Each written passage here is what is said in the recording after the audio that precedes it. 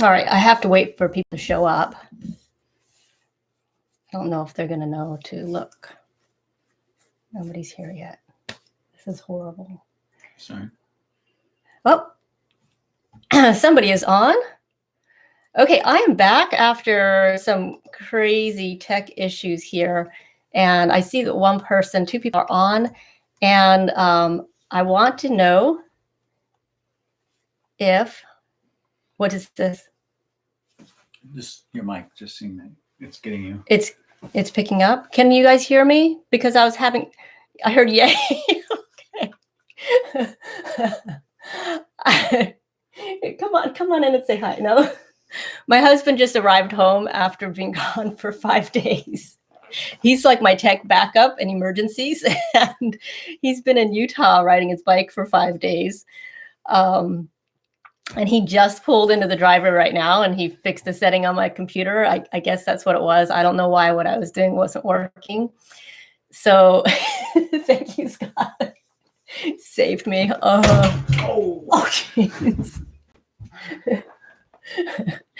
He just banged his head on the ceiling fan while climbing over the bed.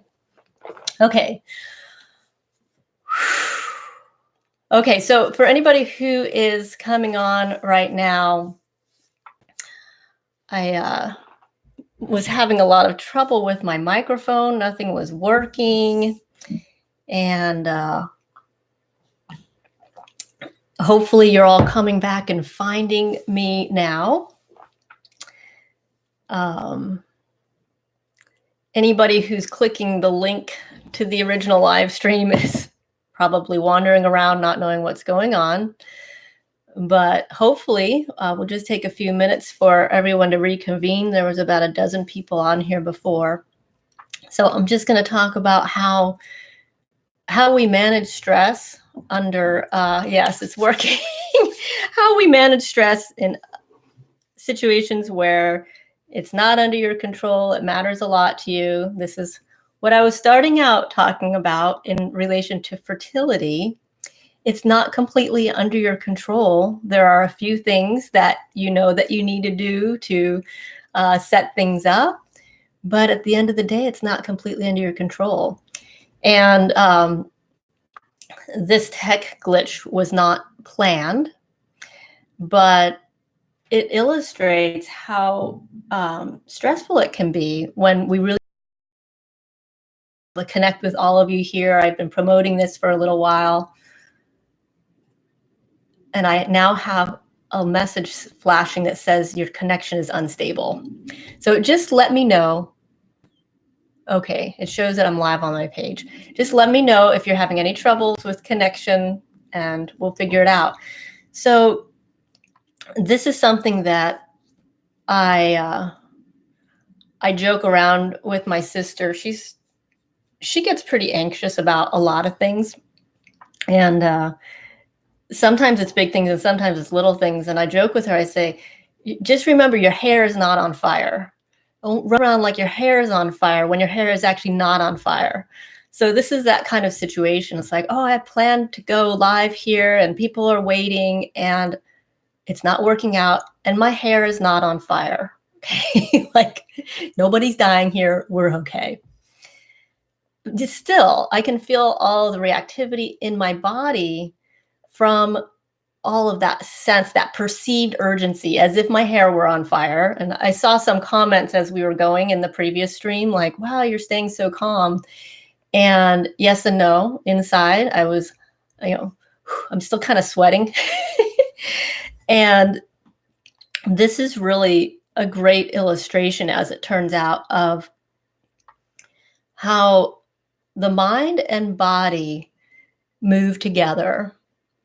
Oh, somebody rushed home to join. Well, you know what, Nana, you didn't miss anything because we spent the last half hour working out tech glitches. So we're just getting started now.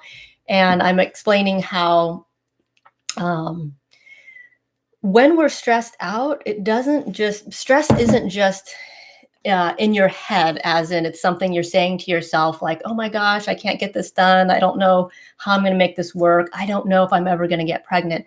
It doesn't happen just in our minds. It happens in our bodies too. It happens on a physiological level where there's all kinds of reactivity going on. So we can kind of link this back to basic survival. When we're under threat, the body needs to get ready to spring into action.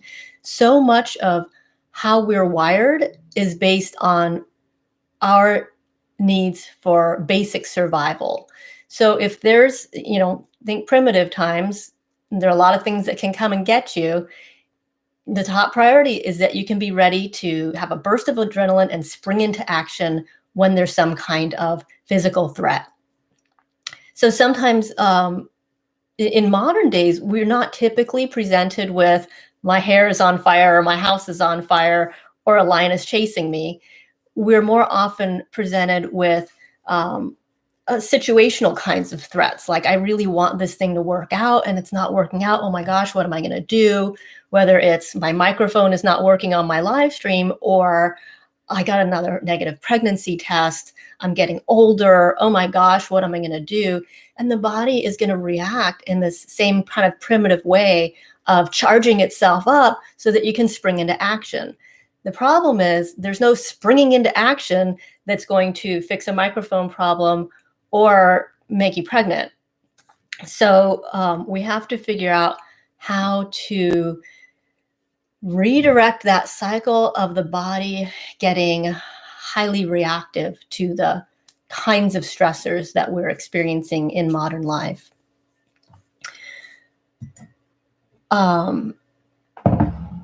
So this wasn't exactly the direction I was planning to go with this talk, starting with tech issues and having it illustrate how stressed out I can become and then how I can calm myself down. But it actually kind of fits right in because, I titled this event something about my secrets for reducing stress.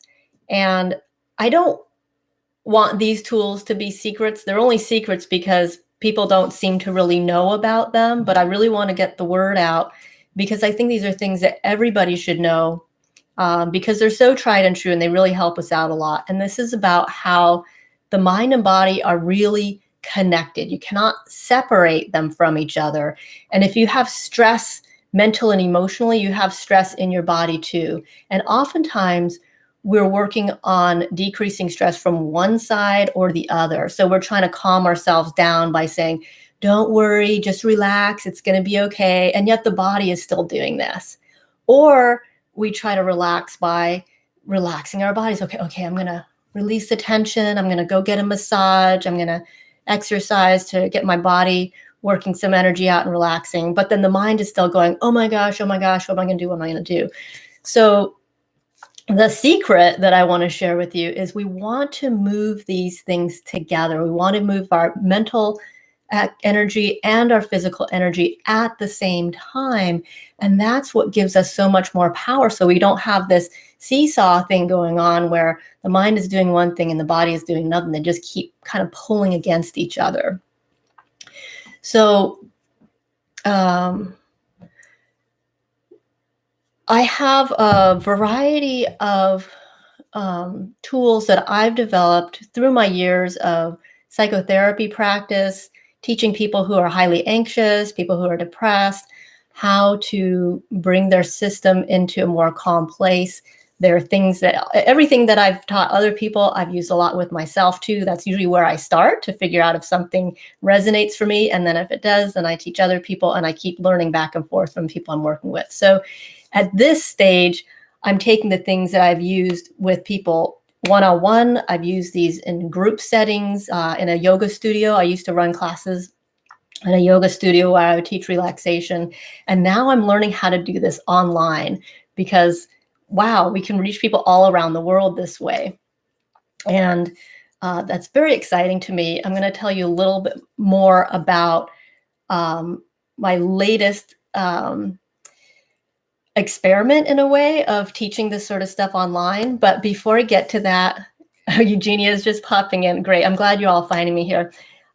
Before I get into the recent results from an event that I ran, I want to show you, since all of you are here right now and you found me, I want to show you something that you can do right now, and we're going to actually do this practice together to calm your nervous system, addressing both the mind and the body. So I think of the breath as the bridge between the mind and the body. So however things are going in our bodies, our breath is reflecting that. So if you feel tension in your body, your breath is tight, your breath is probably not very deep, it's probably shallow. And same thing if you're feeling stressed out, you're having stressful thoughts, and that impacts your breath and your body. So everything's connected together. And one of the most impactful places that we can intervene is directly with the breath. So you've probably gotten, most of you have probably heard certain kinds of guidance about working with the breath along the lines of you should breathe deeply, you should breathe into your belly instead of your chest, things like that. And I want to really depart from some of those notions because I think some of them actually get in the way of where we want to start with this. And what we can actually think about with the breath is that if you can get out of the way of interfering with your breath, it's going to go into its most balanced place. And there are a variety of ways that we can practice getting out of the way. And I'm going to show you one of them right now. So the notion of, they call it breathing with your diaphragm. Most people say that and they have no idea what that means. Where is your diaphragm? What's it doing? What does this have to do with anything? And the diaphragm is a muscle that's dome-shaped, if you can see, underneath, behind your ribs. And when you breathe in, the diaphragm contracts and actually pushes down to pull the lungs open. Okay, so it's doing this to pull the lungs open. And what happens when it goes down is it pushes on, this is kind of funny, isn't it? It pushes on what's underneath it, all your organs, and it compresses them downward. And that's how the lungs more fully open up. So remember I said we want to get out of the way of what's interfering with our breathing. One of the things that interferes is tension through the abdomen. So if your diaphragm is trying to push down, but your abdomen is wrapped up as if there's a corset around it, then it can't really push down, and you end up breathing up here instead, up in your chest. So if you have a tendency to breathe in your chest, and this notion of breathing down low doesn't seem to resonate with you, if it's harder for you to breathe into your belly, what I want you to think about, instead of thinking about making your belly expand with the breath, I want you to think about relaxing your abdomen. And this is a really big deal because there are a lot of reasons why we hold tension in our bellies. Does anybody want to throw out some of those reasons? Do you hold tension in your belly? Are you aware of it? What do you think are some of the reasons you might have tension in your belly? I would love to hear some reactions and get a sense if we're on the same track here. Thank you, Amanda. She says your meditations are helping me daily. I love that. Is anybody here? Anybody want to say what it is you experience when you breathe? If you feel your belly expanding and if you feel tension in your belly. Any feedback? So I could get a sense of where you are. I'm still learning what it's like to teach to people that I can't actually hear from. So we're going to try to connect through the chat. Okay, not hearing anything, but if you have an insight or reflection, something you want to share, please put it in the chat. I'm going to be watching that so I can get a sense of where you all are. I get dizzy when I breathe deep. Okay, so that is usually a sign of breathing a little bit too fast. That's probably hyperventilation. So if you could try just slowing down your breath. My stomach is tense when I'm stressed. Thank you, Amanda. That is one of the top reasons. That's a great awareness. When we're stressed, just like I talked about before, the body is getting ready to spring into action. You tense in your belly, you're going to get to run away from that mountain lion, the virtual mountain lion. Okay, that's one reason we tense up. Another reason is when we tense up, our energy doesn't flow as freely, and it can help us to kind of block back emotions. Like if you've ever been in a situation where you wanted to cry, but it wasn't the time, it wasn't the place, and you had to hold it back, what you do is you constrict everything, you compress, you kind of close your throat, you close your breathing, and that stops the tears from flowing. So it's another reason why we tense up all through the torso, and especially in the belly when we're stressed, is it helps us kind of mute down the level of emotional experience. Another reason why we hold tension in the bellies is for aesthetic reasons. How many of us have grown up with a message of suck your belly in, don't let it hang out? Anybody? I grew up doing gymnastics and ballet, and that was my model for proper posture, proper holding of yourself, was suck that belly in really flat. I used to be very proud of doing that. And then I learned about breathing and I realized that was all wrong, and I need to retrain my muscles to let go so that I could fully breathe. So if you can recognize that there are many reasons why we hold tension in our bellies, and oftentimes we're not even really aware of it. There are also messages from athletic training. A lot of trainers will say, suck your belly in, suck your belly in. Yes, we want to have tone in our bodies to hold up our posture, but we don't want to be rigid so that the breath can't flow and expand easily. Okay, so wherever you are right now, whatever position is, if you can just like rest your hands over your belly, and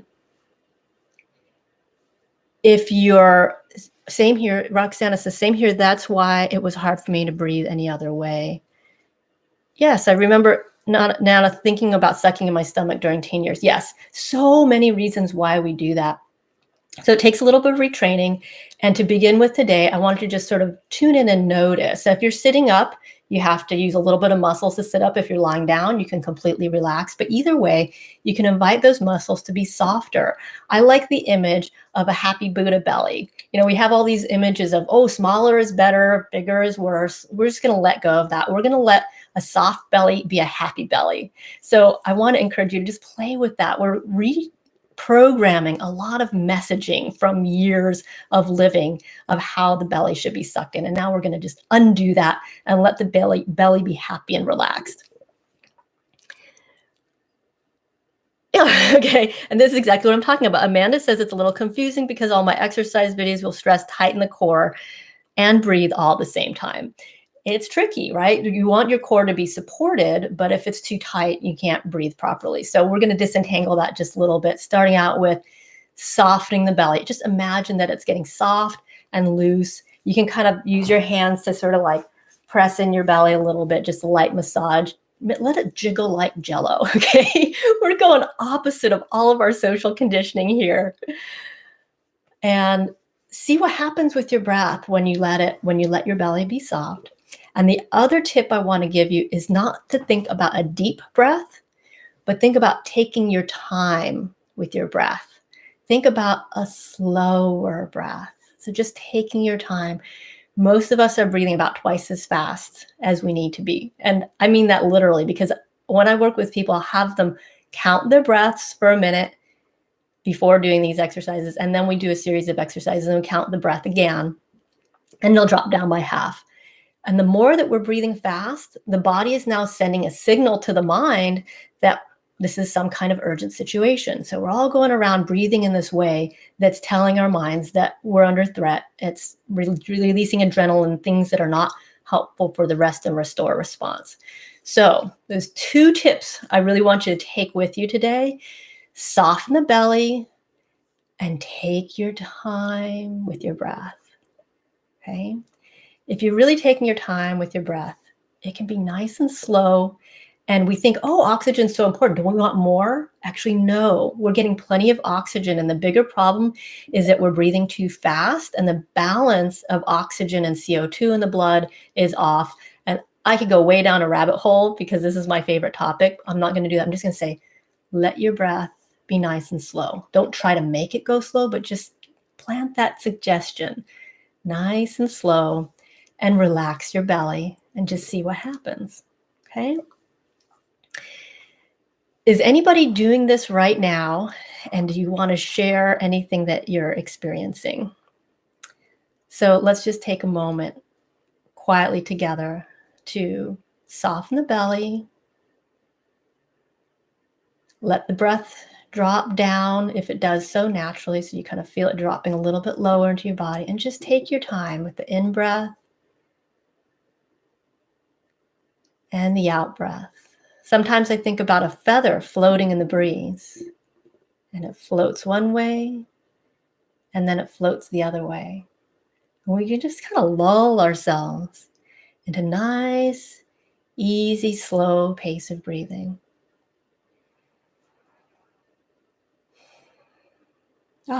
Okay. I right now, just in leading this, I can feel my nervous system calming down after that burst of stress that I had in the first 20 minutes of this attempt to live cast. I can feel my nervous system calming down. So even though at the beginning I could tell myself, my hair's not on fire, nobody's dying, it's no big deal, it was in my body. My body was so charged up. And now that I'm watching that feather slowly drift in the breeze, I can feel my body going, oh, okay, nobody's hair is on fire. We're all okay here. Okay, Nana, doing it, loving it, immediate effect. Oh my gosh, I love it. So these things don't have to be hard. If you're doing any breathing practice and it feels hard, that's not the style of breathing practice that I teach. I'm not going to say it's wrong, because there may be some other benefits, but for the way that I teach breathing for bringing the mind and body into alignment and calming the mind and body, it will not be hard. It will not feel effortful. It will be the opposite. So I want to tell you a little bit now. Just keep on doing that. You can keep doing this nice slow breathing with your belly relaxed while I explain to you some of the research about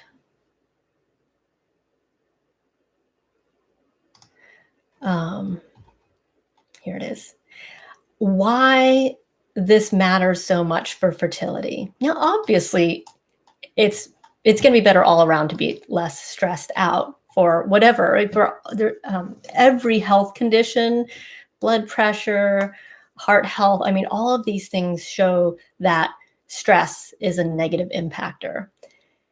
And so whether you're trying to get pregnant or not, these are life skills that I think everybody should have. But let's look at some of the research specifically with fertility. I have 2 studies that I think really kind of drive home the point, because they're looking at stress and pregnancy rates. So in one, and these are relatively recent studies, in one study, they measured women's stress levels by taking saliva samples and testing for a certain protein that coincides with higher stress. It's a very long Latin name. I can't remember the name of that protein. But the important part is they found that for those who had higher stress based on this saliva test compared to those who had lower stress, the ones with higher stress were 29% less likely to get pregnant each month. So that was controlling for other factors, with just stress being the difference. Those who are higher stress were 29% less likely to get pregnant each month. So that's some concrete evidence of the link between your ability to get pregnant and your stress levels. Second study measured stress based on women's self-report. They were journaling using certain measures of how stressed they were, and they collected this information, I think, across their cycle, but they were really looking at stress during the ovulation window. And what they found was comparing women to themselves. So this isn't comparing them to each other. This is within each woman's reports. During the cycles where they had higher stress during ovulation, they were 40% less likely to conceive that month compared to the months where they reported less stress during their ovulation window. 40% less likely. So this, to me, is very compelling. And it really, for me, it just kind of confirms what I would have suspected anyway. If your body is under stress, remember what I said before, our bodies are kind of hardwired for survival. So whatever resource we have, we're going to put them toward our highest survival needs. So if you're being chased by a lion, all your resources, you're not going to go looking for some food. You're not going to go take a nap. You're going to get all your muscles tensed up and start running. All the adrenaline is going to move towards saving you. So if you're under chronic stress, is that time for your body to be putting energy toward creating a new life? Or is your body going to kind of conserve your energy for managing all that stress in your body? That's how I think about why these research results are probably the way they are. When we're under chronic stress, the body is probably being very wise and taking care of us by shuttling our energy and our resources away from getting pregnant, because that would be yet another stress on the body. Pregnancy is very taxing. So if the body is kind of measuring how much stress it's under, it's going to say, okay, I don't have room to create another being right now, so let's not do that right now. We'll wait for a cycle when things are a little more chill. So that's kind of how I see the mind and body working together to take care of ourselves. So if we are hoping to get pregnant, probably one of the best things we can do for ourselves is learn how to dial that stress down. And it's probably not a surprise to you that that's something that can be helpful.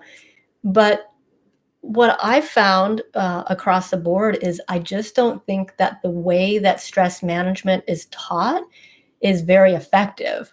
I think there's a lot of kind of just relax kinds of messages, and it's not that simple. It's not something you can tell yourself. You can't just talk yourself into just relaxing. You can say all kinds of positive things, but sometimes the system needs a little bit more comprehensive guidance than that.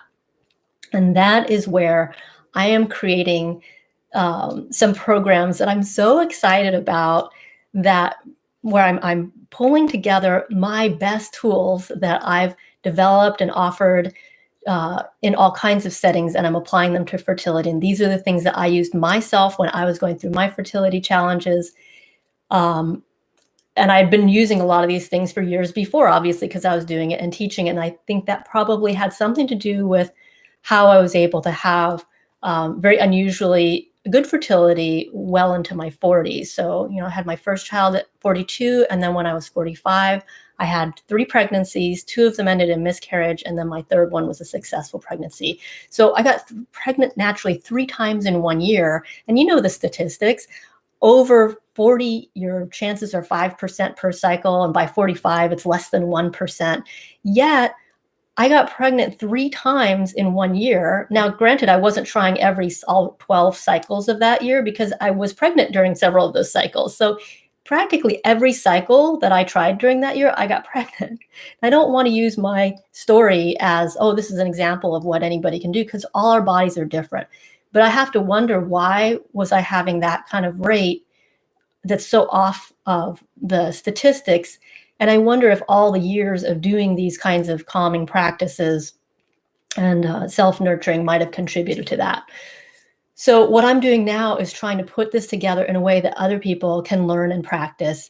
And last month, we had the first ever 7-day challenge for everybody to come together and learn the whole range of practices. This is in addition to what I've shared on my YouTube channel with the affirmations and meditations. It's a lot more also bringing it into the body. So I put this together sort of as a test and experiment to see if I could convey this and reach people in this 7-day format where everybody committed 15 minutes a day to learn to do these practices.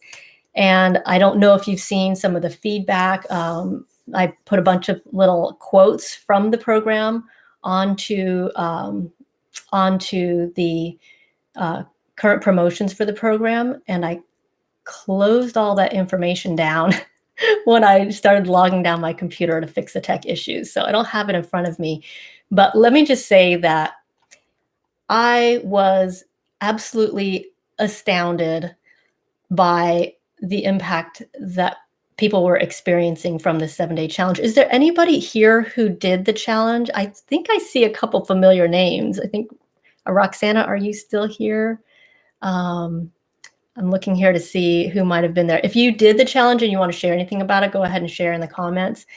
But we're going to be doing that again starting next Monday. So not only I have to tell you, each day I would post a new practices for everyone to do, and then everybody would comment on how they experienced it. And from the first day, I was like, I couldn't believe how everybody was really getting it, and they were feeling it in their bodies. And by the middle of the week, it just kept going. Every day I'd introduce a new kind of practice, and the responses were so positive. And to me, that was enough of a benefit for me to say, hey, this is really valuable. But then, of course, afterwards, we're waiting to see what's going to happen for people who are continuing on their own or continuing in my follow-up program to do these practices. And the pregnancy stories started coming in. Like within 2 weeks after this ended, I started getting almost one a week, somebody saying, I got pregnant in my first cycle after the challenge. So I try not to get too excited about these results because, again, it's not something we have total control over. And my goal with all of this is for us to be able to embrace whatever's happening and to be able to find our joy and our inner peace no matter what happens each cycle. But I can't deny that I'm pretty excited when I start hearing the positive pregnancy tests coming in. So a lot of people have been asking when I'm going to do it again. So we're offering this again starting Monday. And if you're interested in signing up for that, I think I will drop a link right here in the comments. That's what I'll do. There are 30 women signed up right now. I just opened yesterday. We already have 32 or so signed up. I'm going to cap attendance at, I don't know, maybe 100 or so. I'm going to kind of see how active people are participating leading up and then cap it, because I want to be able to have a more intimate experience, and I'm going to be very present throughout the week to give guidance and feedback and support you during this experience. Does anybody have any questions about the program and what that looks like? So it's 7 days, 15, maybe 20 minutes a day that you need to set aside to be fully present, to not be interrupted. And each day, the content will be available. No matter what time zone you're in, you will have access to the content on that day in your time zone. And then you can comment, and we'll have some prizes for people who show up every day. It's going to be really fun. And I just think surprising how much of a difference this small commitment can make in how you feel inside, and then maybe even in your fertility outcomes in a month or two after. So does anybody have any questions? And I'm going to look back at my notes and see if there was something that I was hoping to talk about that I didn't get to. I'm going to drop another link down here.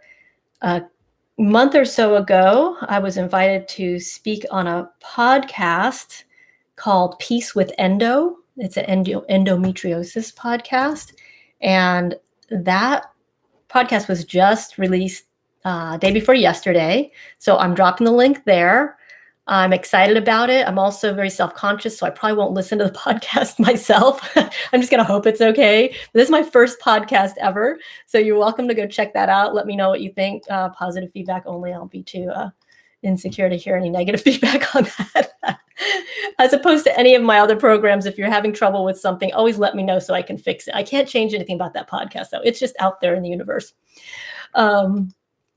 What else? Oh, next, this coming Saturday in 2 days, I'll be doing another live stream like this, hopefully without the tech challenges. And I'm going to be talking about miscarriage and egg quality. So as I mentioned before, when I was 45 years old, I was trying to conceive our second child. I had 2 pregnancies that miscarried, and they were both due to poor egg quality. And I was able to get testing done, which was really helpful. I was able to get testing done that told me that this pregnancy didn't make it because of chromosomal abnormalities, and it was from the egg. So they could even tell if it came from the sperm or the egg. So both times it was from the egg. So I knew that my issue was egg quality, and that's I could get pregnant, but I wasn't having successful pregnancy because of chromosomal abnormalities. So the two parts of the equation here with carrying through pregnancy, there's the getting pregnant part, and the stress reduction can be a big part of that. And then there's the getting a good egg part.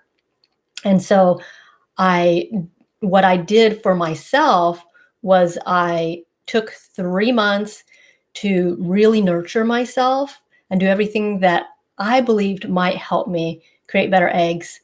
And the very next cycle, I had all charted out. I knew exactly when my timing was for ovulation. The very next cycle, I got pregnant, and that was 2 weeks before my 46th birthday. So, I could have just kind of gone on and said, wow, that was amazing. But I felt that I needed to do more and share my story and share not just my story of what I did, but how I think about these things so that other people can create their own program based on the principles that I'm applying. I didn't just randomly pick things to throw at the situation. I didn't just find every supplement and take everything. I was very, very strategic about what I felt would help me based on everything that I learned and believed about the mind-body connection and about health. So on Saturday morning from my time, 9:30 Pacific time, I'm going to be delving into kind of my system for thinking about egg quality to prevent miscarriage. That's not the only cause of miscarriages, but it is the most common one. So regardless of where you are and what age you are, obviously you'd like to avoid having a miscarriage, even though it's very common. At least 25% of pregnancies end in miscarriage, and probably more once you're in your 40s. It's not something that you want to go through if you can prevent it. So I'm going to be talking about how I think about preparing your body in the months before conceiving that hopefully can reduce your chances of miscarriage. So that'll be on Saturday. I'm going to check the comments here. Okay.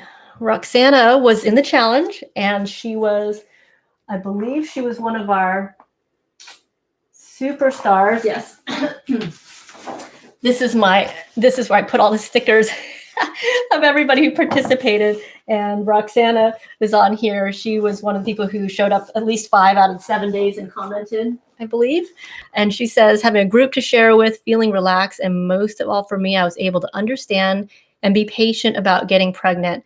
I'm unfortunately not one of the pregnant girls. It's only been a month, Roxana. Hang in there. Hang in there. Stick with us. But now I know I will. I'm taking care of my mind and body. That's beautiful. Thank you for sharing that, Roxana. Are there any questions at all? I think that this is a wrap then. I hope that you were able to take that guidance around shifting your breathing patterns. And I just want to give a little context that there are a lot of subtle things that are connected with the way we breathe, a lot of emotional connections, a lot of physical connections. So as you're playing with this, I want you to be very gentle with yourself and let go of expectations, and don't strive to achieve a certain kind of relaxation and breathing in your body. Rather, just continue learning about the little connections and make gentle shifts. What happens when we strive is that we create tension, and tension interferes with natural breathing. So it's a challenging, it's a delicate tango, if you will, to keep that ease, to help the breathing relax, which helps your mind and your body relax. But if you come into my 7-day TTC chill out retreat, we call it a challenge for promotions because people know that a challenge means you show up and do it every day. But once we get inside, we call it a retreat because it's really about nurturing yourself and just having a wonderful relaxation experience. So if you want to learn these practices, this is the best place to start. And that is the segue into my other programs. Conceive with Ease is one where we continue those practices from the retreat and go deeper.